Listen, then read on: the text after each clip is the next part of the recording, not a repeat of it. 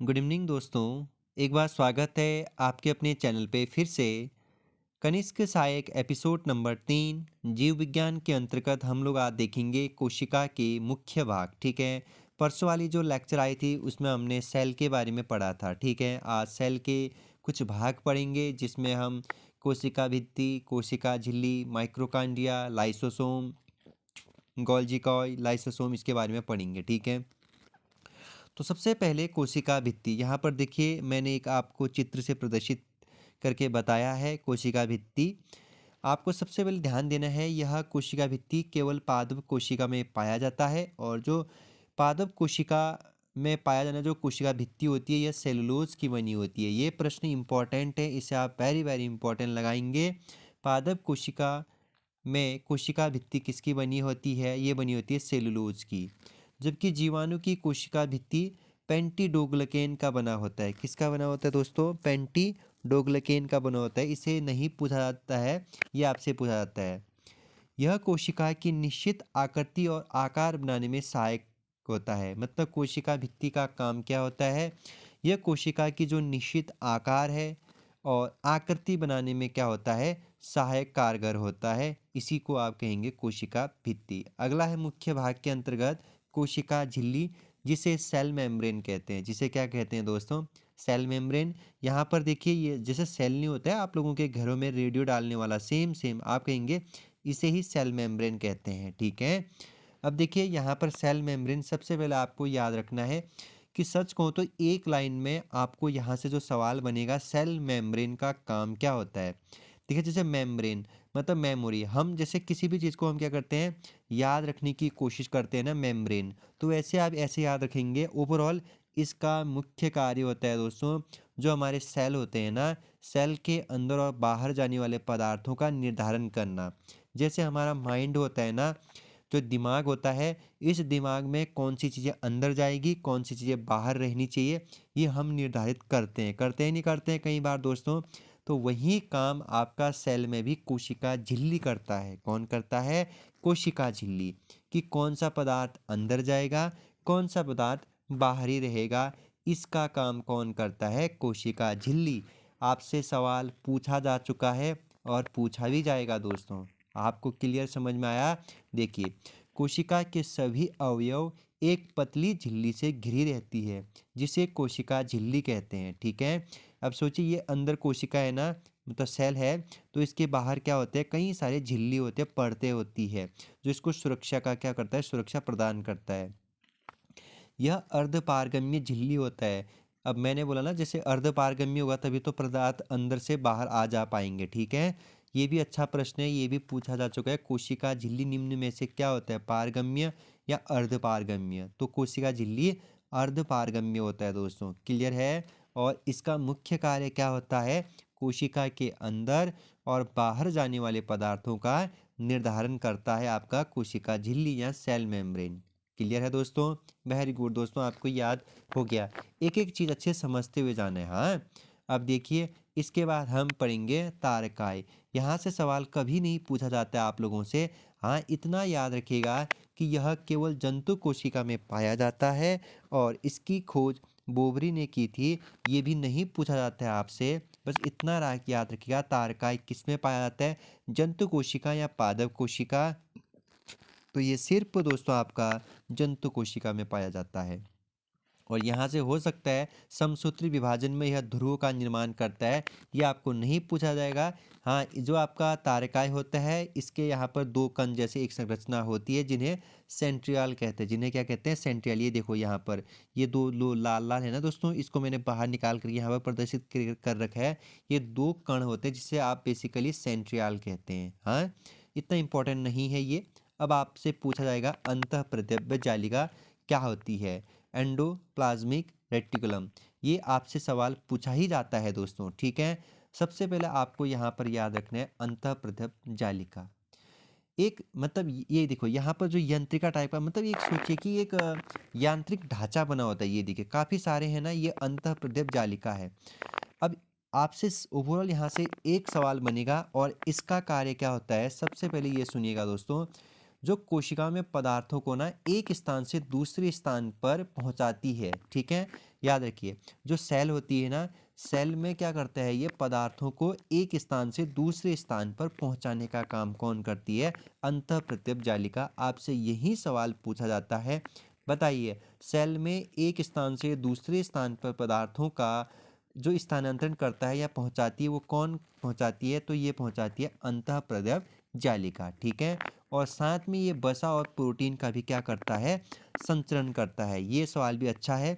बताइए, अंतःप्रत्यप जालिका या फिर सेल में वसा और प्रोटीन का संचरण कौन करता है, ये करता है अंतःप्रत्यप जालिका करता है। ठीक है दोस्तों, कौन करता है, अंतःप्रत्यप जालिका करता है। यहाँ पर लिखा भी है मैंने, इसका मुख्य कार्य है सभी वसाओं व प्रोटीनों का संचयन करना, विभिन्न झिल्ली जैसे कोशिका झिल्ली, केंद्रक झिल्ली और आदि इनका निर्माण करना। इस जालिका के किनारे में छोटी छोटी कणिकाएं लगी रहती हैं जिन्हें राइबोसोम कहते हैं। ये देखिए, यहाँ पर मैंने लिख रखा है ना, ये छोटा देखो, यहाँ पर राइबोसोम छोटी छोटी ये जो है ये राइबोसोम है। ठीक है, तो याद रखिएगा आप। ठीक, यहाँ पर एक अच्छा फैक्ट और है, यहाँ पर यह केंद्रक झिल्ली और कोशिका कला से संबद्ध रहता है। मतलब आपको याद रखना है कि जो केंद्रक झिल्ली और कोशिका कला होती है, मतलब ये केंद्रक है, इसके बीच में स्थित होती है अंतःप्रदिव्य जालिका। ठीक है, इसे आप याद रखिएगा। ठीक, कोशिका कला और केंद्रक झिल्ली के बीच में स्थित होती है। ठीक है दोस्तों, आगे बढ़ते हैं। अगर अंतःप्रदिव्य जालिका समझ में आ गया तो राइबोसोम में काफ़ी खूबसूरत चित्र यहाँ पर राइबोसोम का देखिए दोस्तों। ठीक है, अब यहाँ पर राइबोसोम आपसे सबसे पहले आपको याद रखना है, इसकी खोज 1953 में रॉबिन्स एवं ब्राउन ने किया था। पादप कोशिका में, किस में किया था, पादप कोशिका में। मतलब राइबोसोम की खोज किस में की थी सबसे पहले, पादप कोशिका में, रॉबिन्स एवं ब्राउन ने। 1955 में जी पैड ने जंतु कोशिका में भी देखा इसे। मतलब राइबोसोम आपका पादप कोशिका और जंतु कोशिका दोनों में ही पाया जाता है, याद रखिएगा। ठीक, और ये सब ना कोशिक सेल के आसपास ही स्थित होते हैं। ठीक है दोस्तों, इसका नामकरण 1958 में रॉबर्ट ने किया था, इतना आप याद रखेंगे। और यह राइबोन्यूक्लिक एसिड अम्ल व प्रोटीन की बनी होती है। ओवरऑल आपको क्या याद रखना है, राइबोसोम किसकी बनी होती है, आरएनए की। ठीक है, राइबोन्यूक्लिक एसिड इसका फुल फॉर्म होता है, आपसे पूछा जा चुका है और पूछा भी जाएगा। आरएनए का फुल फॉर्म या फिर आरएनए का फुल नाम बताइए। ठीक है, आरएनए और डीएनए ये भी आपसे पूछा जा सकता है। डीएनए का फुल नाम बताइए। तो आप क्या करेंगे दोस्तों, डीएनए का फुल नाम तो क्या करेंगे, डिऑक्सी राइबोन्यूक्लिक एसिड। ठीक है, डिऑक्सी राइबोन्यूक्लिक एसिड करेंगे। ठीक, तो यहाँ पर आगे बढ़ते हैं राइबोसोम पर। यह राइबोन्यूक्लिक एसिड अम्ल व प्रोटीन की बनी होती है। मैंने आपको बता दिया, ये अच्छा प्रश्न है, राइबोसोम किसकी बनी है, ये इंपॉर्टेंट भी याद रखिएगा आप, आपसे बन सकता है। ठीक है, सवाल बन सकता है। यह प्रोटीन संश्लेषण का स्थल है। मतलब क्या करता है, ये प्रोटीन का काम करता है। ठीक है, और इसलिए इसे प्रोटीन की फैक्ट्री कहा जाता है। क्या कहा जाता है, प्रोटीन की फैक्ट्री। बताइए, सेल में प्रोटीन की फैक्ट्री किसे कहा जाता है, राइबोसोम को कहा जाता है। किसे कहा जाता है मित्रों, राइबोसोम को। ठीक है, क्लियर हुआ। राइबोसोम को क्या कहते हैं, प्रोटीन की फैक्ट्री। कोशिका की प्रोटीन की फैक्ट्री किसे कहते हैं, राइबोसोम को। ठीक है, आपसे यह पूछा जाएगा, बताइए अंतःप्रदिव्य जालिका का कार्य क्या होता है। ये क्या काम करता है दोस्तों, उन सभी वसाओं प्रोटीनों का संचरण का काम करता है। ठीक है, और मैंने आपको बता दिया, पदार्थों का एक स्थान से दूसरे स्थान पर लेना ही इसका काम है। जबकि हमने यहाँ पर क्या पढ़ा था, तारकाय, तो आपको कुछ नहीं याद रखना है। जबकि हमने कोशिका झिल्ली पढ़ा था। ठीक है, कोशिका झिल्ली क्या काम करता है दोस्तों, यहाँ पर मैंने कहा कि पदार्थों का अंदर और बाहर जाना। ठीक है, और इसके बाद कोशिका भित्ति मैंने बोला था, पादप कोशिका में पाया जाता है, सेलुलोज की बनी होती है। जबकि जो जीवाणु की कोशिका होती है, ये पेप्टिडॉग डॉगलकेन की बनी होती है। इसे आप याद रखेंगे। ठीक है दोस्तों, आगे बढ़ेंगे, अच्छे से पढ़ना है। ठीक है, माइटोकांड्रिया मोस्ट इंपॉर्टेंट लगा दीजिएगा। यहाँ से सवाल बनेगा, आपसे सिर्फ यह सवाल बनेगा कि बताइए कोशिका का पावर हाउस किसे कहते हैं।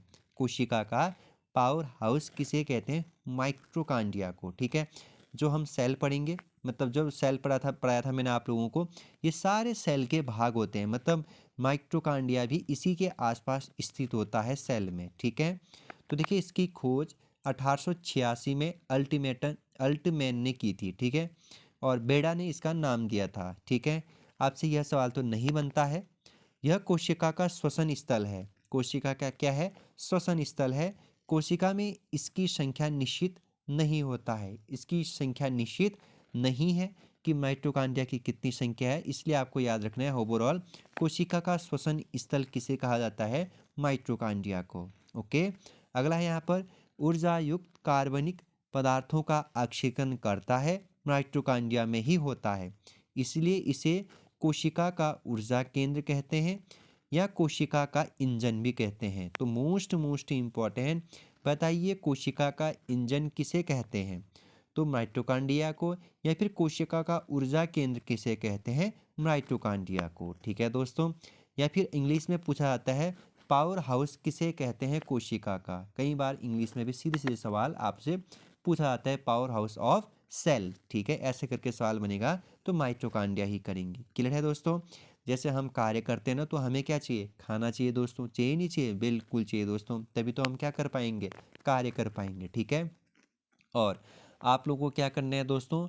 आप लोगों को ये काम करना है कि मैं बार बार कह रहा हूँ, आपके जनरल स्टडी में 3 ही सब्जेक्ट है, इंडियन ज्योग्राफी, इंडियन हिस्ट्री, ठीक है दोस्तों, और इंडियन पॉलिटी। ठीक है, तो सबसे पहले आपको Indian geography, Indian history, Indian polity 2 दिन अच्छे से इसको सॉर्ट आउट करना है। ठीक है, फिर इनके एमसीक्यू लगाने हैं आपको। ऐसे साइंस को एक बार अच्छे से पढ़िएगा, 2-4 दिन में हो जाता है, क्योंकि बेसिक साइंस आपसे पूछा जाता है, ना कि स्टैंडर्ड लेवल का। ठीक, तो मैं वही बेसिक साइंस आप लोगों के सामने लेकर के आया हूँ। इसके बाद गोल्जी कॉय, ठीक है, गोल्जी बॉडी। देखिए ये एक चपटी थैलीनुमा टाइप का होता है। ठीक है, इसे आप ऐसे याद रखेंगे बस। अच्छा, यहाँ पर जो आपसे पूछा जाएगा गोल्जी कॉय में, इतना ही याद रखना है कि यह सूक्ष्म नलिकाओं के समूह एवं थैलियों का बना होता है। ये देखो सूक्ष्म नलिका जैसा है ना दोस्तों, और एक थैले टाइप का है, चमड़े का थैला टाइप का है, नहीं है? बिल्कुल है दोस्तों। ठीक है, इसे कोशिकाओं अणुओं का आयात प्रबंधन कहते हैं, यातायात प्रबंधन कहते हैं। मतलब क्या कहते हैं? यातायात प्रबंधन कहते हैं। और आपको याद रखना है कि कार्बोहाइड्रेट का संश्लेषण का काम करता है। यह किसका काम करता है? कार्बोहाइड्रेट का संश्लेषण का काम करता है। साथ में शर्करा से कह रहा है, ये आपको याद रखना है, ओवरऑल कार्बोहाइड्रेट का संश्लेषण करता है। ठीक है, जो राइबोसोम में निर्मित प्रोटीन से मिलकर ग्लाइकोप्रोटीन बनाता है। तो किससे मिलकर? राइबोसोम में निर्मित प्रोटीन से मिलकर ग्लाइकोप्रोटीन का बनाता है। कौन? Golgi coy. इतना आपसे नहीं पूछा जाएगा, इतना ही आपसे पूछा जाएगा, बताइए गोल्जी कॉय का कार्य। सिर्फ एक तो आपको याद रखना है कार्बोहाइड्रेट का संश्लेषण करना। ठीक, दूसरा कि यह आपका क्या कहलाता है? यातायात प्रबंधन कहलाता है सेल का। ठीक है दोस्तों, और ये नलिकाओं के समूह जैसा होता है, एक थैलियों जैसा इसका क्या होता है? आकार होता है। ठीक है, और एक चपटी और मुड़ी होती है। चपटी है दोस्तों, ये चपटी टाइप की होती है, इसे आप ज़रूर याद रखेंगे। ठीक है, आगे बढ़ते हैं और लाइसोसोम पर जाते हैं। किस पर जाते हैं? लाइसोसोम पर। अच्छे से देखिए लाइसोसोम का चित्र एक बार आप। इसे कोशिका की आत्मघाती थैली कहते हैं। अब क्या कहते हैं इसे दोस्तों? आत्मघाती थैली कहते हैं इसे। किसकी? कोशिका की। ठीक है, अब देखिए सबसे पहले आपको याद रखना है, इसकी आकृति एक थैलीनुमा होती है। किस टाइप की होती है दोस्तों? इसकी आकृति थैलीनुमा टाइप की होती है। ठीक है, यहाँ पर थोड़ा सा मैंने दूसरे टाइप का लाइसोसोम ले लिया आपके सामने, बस आप याद रखिए कि एक थैले टाइप की होती है इसकी आकृति लाइसोसोम की। ठीक है, और इसे आत्मघाती थैले क्यों, सॉरी, इसे आत्मघाती क्यों कहते हैं? सबसे बड़ा पॉइंट वो है दोस्तों। ठीक है, जो लाइसोसोम होता है ना दोस्तों, इसके अंदर एक हाइड्रोलिक एंजाइम होता है दोस्तों। क्या होता है? हाइड्रोलिक एंजाइम होता है। शायद मैंने यहाँ पर कहीं लिखा रखा है उसको, देखो ये हाइड्रोलिक एंजाइम पाया जाता है लाइसोसोम में। ठीक है, तो क्या काम करता है? यह पाचन का काम करता है। ठीक है, ये किसका काम करता है? पाचन का काम करता है। ठीक है, अब क्या होता है कि इसके आसपास क्या होता है, जैसे ये सेल के आसपास ना दोस्तों क्या होता है कि राइबोसोम होता है, गोल्जी कॉय होता है, माइटोकॉन्ड्रिया होता है, कोशिका झिल्ली होती है, ये आसपास होते हैं, और लाइसोसोम भी यहीं पर स्थित होता है। ठीक है, लाइसोसोम भी क्या होता है? यहीं पर स्थित होता है। ठीक, अगर देखो कभी ये काम न करे, मतलब जैसे माइटोकॉन्ड्रिया काम ना करे या फिर राइबोसोम काम ना करे, तो ये क्या कहेगा, इनको कहेगा ये काम क्यों नहीं कर रहा है, ये काम क्यों नहीं कर रहा है, तो काम नहीं करेगा तो इसे ये मारेगा, ठीक है, इसे क्या करेगा, ये मारेगा, ठीक है। या फिर कभी कभी ये काम क्या कर देता है, स्वतः ही नष्ट हो जाता है, तो ये अपना ही क्या कर लेता है, आत्महत्या कर लेता है लाइसोसोम। तो इसीलिए इसे क्या कहते हैं, आत्मघाती थैली कहते हैं या आत्मघाती कहते हैं, ठीक है। कोशिका की आत्मघाती थैली किसे कहते हैं, लाइसोसोम। आत्महत्या कर रहे हैं ना, वो खुद ही मर रहा है, ठीक है, खुद ही कौन रहा है, हाइड्रोलिक एंजाइम मार रहा है, ठीक है। याद करेंगे कि हाइड्रोलिक एंजाइम किस में पाया जाता है, लाइसोसोम में, इंपॉर्टेंट है हाइड्रोलिक, ठीक है, हाइड्रोलिक एंजाइम। और कोशिका आत्मघाती थैली किसे कहा जाता है, तो लाइसोसोम को कहा जाता है। और इसमें 24 प्रकार के एंजाइम पाए जाते हैं। कितने प्रकार के एंजाइम पाए जाते हैं, तो 24 प्रकार के एंजाइम पाए जाते हैं, इसे आप याद रखेंगे। हो सकता है आपसे लाइसोसोम की खोज पूछी जा सकती है, तो डी डुवे ने किया था, किसने किया था, डी डुवे ने किया था, ये इंपॉर्टेंट नहीं है, बस इतना याद रखिएगा, ठीक है दोस्तों। अब हम पढ़ेंगे लवक के बारे में, किसके बारे में, लवक के बारे में, ठीक है। लवक यह केवल पादप कोशिका में पाया जाता है, ठीक है। और लवक 3 प्रकार के होते हैं, मोस्ट इंपॉर्टेंट, सबसे पहले आपको याद रखने हैं, लवक केवल पादप कोशिका में पाया जाता है। किस में पाया जाता है, केवल पादप कोशिका में, ठीक। और 3 प्रकार के होते हैं, हरित लवक, अपर्णीय लवक और वर्णीय लवक। सबसे पहले देखो हरित लवक, यह हरे रंग का होता है। हरित लवक किस रंग का होता है, हरे रंग का, क्योंकि इसके अंदर एक हरे रंग का पदार्थ क्या होता है, पर्णहरित होता है। मोस्ट इंपॉर्टेंट दोस्तों, आप लोगों से क्या पूछा जाएगा, बताइए। जो हरित लवक है, जिसे आप क्लोरोप्लास्ट कहते हैं, जिसे आप क्या कहते हैं दोस्तों, क्लोरोप्लास्ट कहते हैं, इसका रंग कैसा होता है, इसका रंग हरा होता है, क्योंकि इसके अंदर क्या पाया जाता है, पर्णहरित पाया जाता है। क्या पाया जाता है दोस्तों, पर्णहरित पाया जाता है, ठीक है।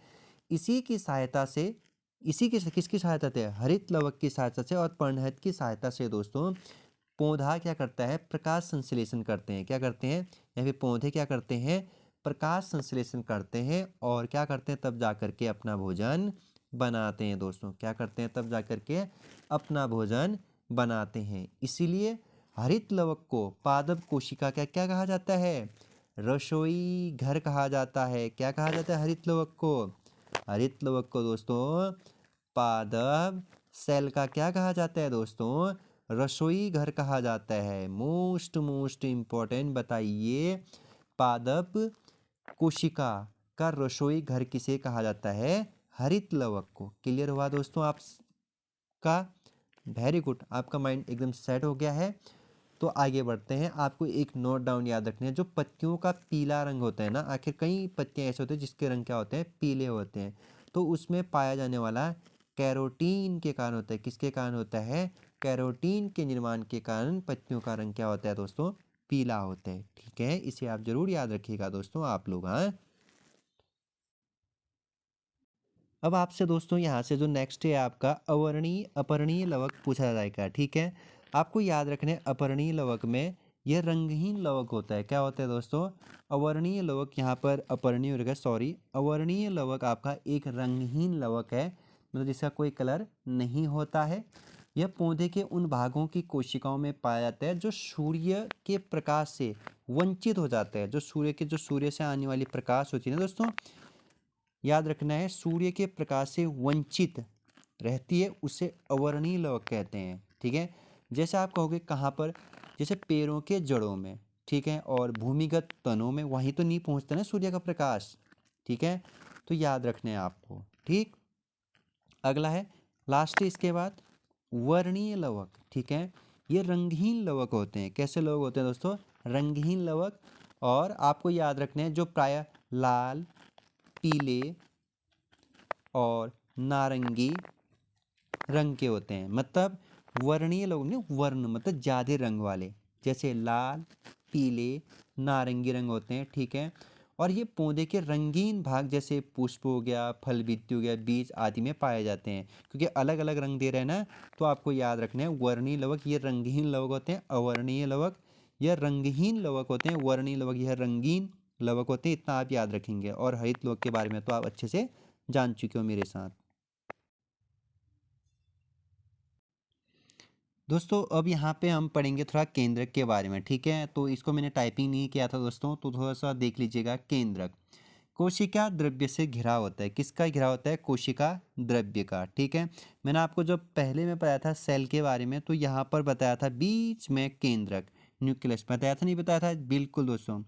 ठीक है, और कोशिका का कंट्रोल रूम होता है। ये कोशिका क्या होता है दोस्तों? इसका ये क्या होता है? कोशिका का कंट्रोल रूम होता है। ठीक है, आसपास क्या होते हैं? सारे राइबोसोम, कितनी चीज़ें मैंने अभी आपको बताया था। ठीक है, ऐसा आपको याद रखना है। इसे क्रोमेटीन भी कहते हैं। इसे क्या कहते हैं? क्रोमेटीन। ठीक है दोस्तों, और ये दोस्तों डीएनए और प्रोटीन का बना होता है। तो याद रखिएगा, मोस्ट इम्पॉर्टेंट केंद्रक किसका बना होता है? प्रोटीन एवं डीएनए का बना होता है। क्रोमेटीन में संगठित धागे को गुणसूत्र कहते हैं। यहीं पर होता है आसपास इसके क्रोमेटीन। ठीक है, तो आगे पढ़ेंगे हम दोस्तों अब डीएनए एवं आरएनए की संरचना के बारे में, क्योंकि यहाँ से आप लोगों से सवाल पूछा जाता है। ठीक है, तो डीएनए की जो अधिकांश मात्रा होती है वो किस में होती है? सबसे पहले आपको याद रखने है, तो केंद्रक में होती है। किस में होती है? केंद्रक, क्योंकि मैंने थोड़ी देर पहले कहा आपका केंद्रक का निर्माण प्रोटीन एवं डीएनए से। ठीक है, तो डीएनए की अधिकांश मात्रा किस में उपस्थित होती है दोस्तों? केंद्रक में। ठीक है, यद्यपि कुछ कह सकते हो कि इसकी कुछ मात्रा मातृकांडीय और हृत लोग में भी मिलता है। ठीक है, लेकिन आपको यहाँ पर आगे बढ़ना है। और डीएनए में उपस्थित चार क्षार प्रकार, मतलब डीएनए में कितने बेस होते हैं या डीएनए के कितने बेस होते हैं? तो याद रखना है आपको, चार। कितने? चार। एडिनिन, ग्वाइनिन, थाइमीन और साइटोसिन। मोस्ट इंपॉर्टेंट है दोस्तों, इसे आप मोस्ट लगाएंगे और आपसे सवाल इस तरीके से बनेगा, बताइए डीएनए में उपस्थित चार क्षार। आपसे तीन पूछा जाएगा, कौन सा है कौन सा नहीं है पूछा जाएगा। तो एडेनिन, ग्वाइनिन, थाइमीन और साइटोसिन। ठीक है, इसे आप ऐसे ही याद रखेंगे, एटीजीसी। ठीक है, तो यहाँ से आगे बढ़ेंगे। और 1953 में जे डी वाटसन एवं क्रिक ने डीएनए की द्विकुंडलित संरचना मॉडल प्रतिपादित किया था। आपसे सवाल ऐसा बनेगा, बताइए डीएनए की खोजकर्ता या डीएनए की द्विकुंडलित संरचना का मॉडल किसने दिया था? तो जे क्रिक और जे डी वाटसन ने। इसे आप याद रखेंगे, मोस्ट इंपॉर्टेंट है, ये सवाल सबसे ज़्यादा पूछा जाता है। ठीक है, इसके बाद डीएनए का कार्य क्या होता है, इसे देखते हैं। डीएनए का कार्य, यह प्रोटीन संश्लेषण को नियंत्रित करता है। ठीक है, किस क्या करता है? ये प्रोटीन संश्लेषण को क्या करने की कोशिश करता है? नियंत्रित करने की कोशिश करता है। और इसके बाद आपसे सवाल यह भी बनेगा कि इसकी इकाई जीन होती है। डीएनए की इकाई क्या होती है दोस्तों? जीन होती है, और यह सभी आनुवंशिक क्रियाओं का संचालन करता है। आनुवंशिक, इसके बाद हमारा टॉपिक ही होने वाला है। यह सभी आनुवंशिक क्रियाओं का क्या करता है? संचालन करता है। ठीक, इसे आप जरूर याद रखिएगा दोस्तों। इसके बाद हम आरएनए के बारे में पढ़ेंगे। किसके बारे में? आरएनए। तो बताइए इसका फुल फॉर्म बताइए दोस्तों। मैंने थोड़ी देर पहले आप लोगों को फुल फॉर्म भी बताया था। राइबो न्यूक्लिक एसिड, क्या बताया था दोस्तों? Ribo nucleic acid. ठीक है, डीएनए से ही आरएनए का संश्लेषण होता है, मतलब बनता है। यह स्थायी डीएनए आरएनए का निर्माण करता है, याद रखिएगा। ठीक है, आरएनए तीन प्रकार के होते हैं। आरएनए कितने प्रकार के होते हैं? तीन प्रकार के। RNA, R R R N A, ठीक है, टी आर एन ए और एम आर एन ए। ठीक है दोस्तों, यहाँ पर आपको याद रखना है, प्रोटीन संश्लेषण में सहायक आर एन ए और टी एन ए अमीनो अम्ल का संचालन करता है, और एम अमीनो अम्ल का चुनाव करता है। ठीक है, M R N A amino अम्ल का चुनाव करता है। आपसे यह सवाल नहीं बनता है, इतना आप याद रखिएगा। आर एन ए कितने प्रकार के? तीन। ठीक है, अब आपसे यहाँ से सवाल पूछा जाएगा डीएनए और आरएनए में अंतर, क्योंकि ये इंपॉर्टेंट है।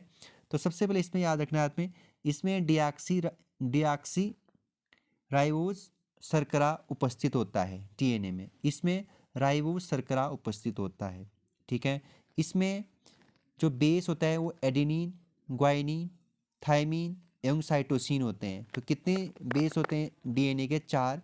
इसमें बेस थाइमीन की जगह यूरेसिल आ जाता है, मतलब होते चार यहाँ भी है, बस आपको थाइमीन की जगह क्या कर देना, यहाँ पे यूरेसिल आ जाता है। मोस्ट इम्पॉर्टेंट, बताइए आरएनए में थाइमीन की जगह कौन सा बेस आ जाता है? तो यूरेसिल आ जाता है। क्या आ जाता है दोस्तों? यूरेसिल। ये सवाल पूछा जा चुका है लोक सेवा आयोग के द्वारा। ठीक है, डीएनए यह मुख्यतः केंद्रक में पाया जाता है। और यह केंद्रक एवं कोशिका द्रव्य दोनों में पाया जाता है आरएनए। ठीक है, तो बताइए कि डीएनए कहाँ पाया जाता है? केंद्रक में पाया जाता है। और आरएनए किस में पाया जाता है? केंद्रक एवं कोशिका द्रव्य में पाया जाता है, दोनों में पाया जाता है, याद रखेंगे। ठीक है दोस्तों, अब इसके बाद आपसे सवाल ऐसे बनेगा, बताइए कोशिका विभाजन का प्रतिपादन किसने किया? तो कोशिका विभाजन को सर्वप्रथम 1855 में विरचाव ने किया था। किसने किया था? विरचाव ने। ठीक है, ये भी अच्छा प्रश्न है, यहाँ से भी नहीं बनेगा आपके लिए सवाल, बस हिंट के तौर पर याद रखिएगा। अब सवाल बनेगा आप लोगों से, कोशिका का विभाजन कितने प्रकार से होता है? तो कोशिका विभाजन दोस्तों 3 प्रकार से। ठीक है, एक होता है अर्धसूत्री विभाजन, ठीक है, और एक होता है समसूत्री विभाजन, और एक होता है अर्धसूत्री विभाजन। तो यहाँ पर आपसे थोड़ा बहुत इस पर चर्चा करते हैं हम लोग। आपसे यही सवाल बनेगा कि कोशिका का विभाजन कितने प्रकार? 3। तो अर्धसूत्री विभाजन, यह विभाजन अविकसित कोशिकाओं व प्रोटोजोआ में होता है। प्रोटोजोआ हम पढ़ेंगे जल्द। ठीक है, इतना नहीं पूछता है, आप याद रखिएगा। समसूत्री विभाजन, यह विभाजन कायिक कोशिका में होता है। किसमें होता है दोस्तों? ये कायिक कोशिका में, इसे आप याद रखेंगे। तो अर्धसूत्री विभाजन, यह विभाजन जनन कोशिकाओं में पाया जाता है। अर्धसूत्री विभाजन किस में पाया जाता है दोस्तों? यह विभाजन जनन कोशिकाओं में पाया जाता है। ठीक है दोस्तों, आज का सेशन यहीं पर समाप्त करेंगे दोस्तों, और कल हमारा महत्वपूर्ण टॉपिक होने वाला है आनुवंशिक। क्या होने वाला है दोस्तों? आनुवंशिकी टॉपिक होने वाला है, इसे आप मिस मत करिएगा। यहीं से हम आगे बढ़ेंगे दोस्तों, और काफ़ी महत्वपूर्ण टॉपिक हम लेकर के फिर आएंगे, जैसे इसके बाद ब्लड। ठीक है, तो आज के लिए इतना ही, सेशन पर बने रहेगा और अच्छे से लेक्चर को फॉलो करिएगा। और धन्यवाद, अपना ख्याल रखिएगा, तैयारी बखूबी से करते रहिएगा। धन्यवाद।